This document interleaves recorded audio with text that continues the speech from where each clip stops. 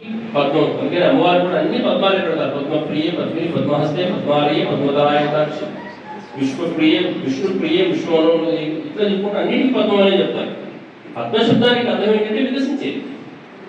ఈ ప్రతి వాళ్ళకు కూడా పద్మశబ్దాన్ని పడతారు. కళ్ళు పద్మాలాగా ఉన్నాయి, చేతులు పద్మాలు పట్టుకొని ఉంటాయి. ఎందుకు ఇక్కడ పద్మం అంటే వికాసానికి సంకేతమైనటువంటి పద్మం కాబట్టి ప్రతిదీ ఒక ప్రతీకగా వాడుకున్నారు. సైన్స్ అంతా కూడా ప్రతీక రూపాల్లో కనిపించేది మన దైవ స్వరూపాల్లో కనపడతాయి.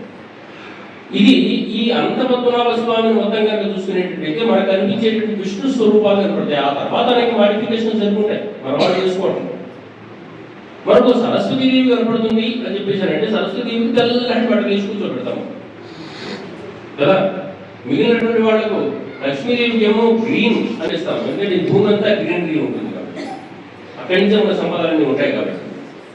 కానీ సరస్వతీదేవికి తెల్లటి ఇస్తాం. సూర్య కాంతి మొత్తాన్ని ఒక దగ్గర కుప్పపోసినట్టుగా మీరు చూడండి ఒకసారి.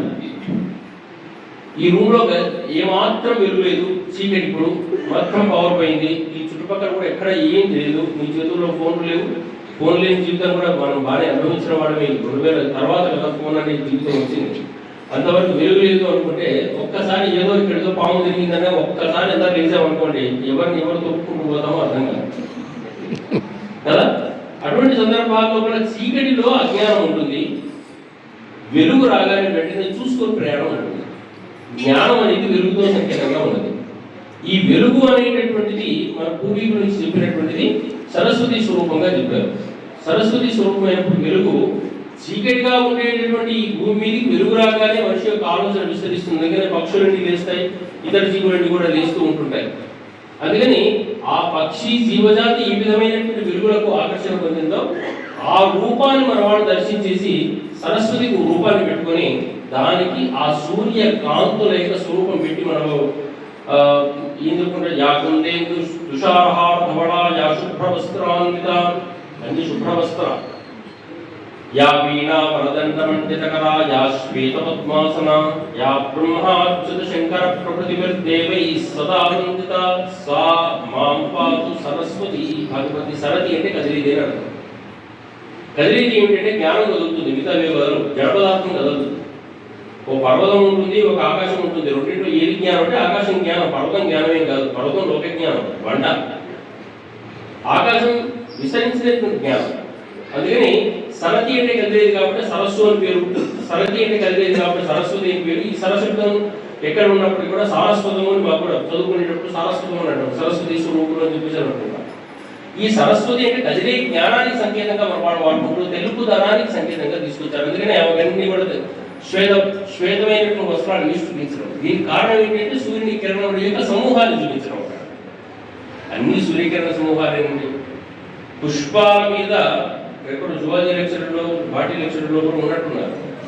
మొత్తానికి పుష్పాల మీద, ఆకుల మీద పడ్డటువంటి సూర్య కిరణాన్ని మనం కిరణజన్య సంయోగ క్రియ ఫోటోసింథసిస్ అని చెప్పేసి అనుకుంటూ ఉన్నాం.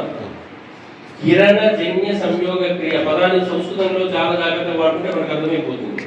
దానివల్ల ఏం జరిగింది? పదార్థం ఉత్పత్తి అయింది, ఆహారం ఉత్పత్తి అయింది. మరి మనం అన్నపూర్ణ అని చెప్పేసి పూజ చేసుకునే అమ్మవారు ఆమెనే కదా. అన్నపూర్ణగా పూజ చేసేటప్పుడు వేరే నిత్యానంద కర్రీ, వరాభయ కర్రీ అనుకుంటే అన్ని కర్రీలు తీసుకొచ్చి పెడతాం. దాని అర్థం మనకు సంబంధం లేదు. కానీ ఈ కిరణజన్య సంయోగ క్రియకి మాత్రం మనం దైవత్వాన్ని ఇవ్వలేము, ఎందుకంటే అది సైన్స్ అండి. ఈ సైన్స్ ఏంటి, ఇదేంటి, ఈ రెండు ఒకటి కాదా? ఈ రూపాన్ని మనకు అర్థం చేయించడం కోసం కదా ఈ రూపాలు మనకు తీసుకొచ్చి పెట్టినటువంటిది. ఎక్కడి నుంచి ఉన్నాం మనం అంతా? ఆలోచించవలసినటువంటి విధి విధానము మన జీవితాల్లో మనం చూస్తూ ఉంటూ కూడా మనం వెనకకు వెళ్ళి చూడలేనటువంటి స్థితిలో మనం ఉన్నాం.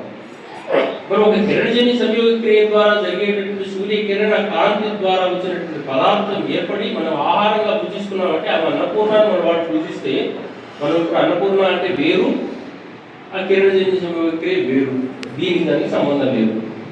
మరి ఎప్పుడు దైవత్వం అనేటటువంటిది ఏమైనా దేవుడు దేవుడు అనుకుంటూ పోతే మీ పిల్లలకు మీరు ఏం చెప్తారు? ఈ సైన్స్ కనుక మనం